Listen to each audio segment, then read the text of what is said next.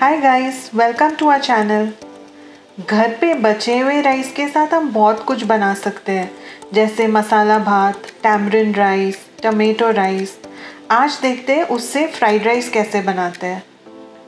इसके लिए इंग्रेडिएंट्स चाहिए होंगे आपको 1/2 चम्मच ginger paste, 1 tablespoon crushed garlic या गार्लिक पेस्ट, थोड़ा सा स्प्रिंग अनियन ग्रीन्स, थोड़ा सा spring onion whites, 1 teaspoon chilli paste, 1/2 teaspoon pepper powder, 2 tablespoon soya sauce, 3 tablespoon red chilli sauce, 2 tablespoon schezwan sauce, 3 tablespoon ketchup.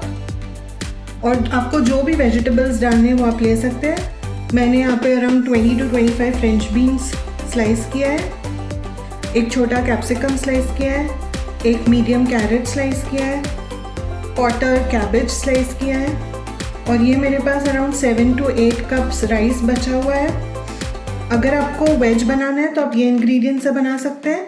अगर आपको egg fried rice या chicken fried rice बनाना है तो आप श्रेडेड चिकन और 2 beaten eggs use कर सकते हैं।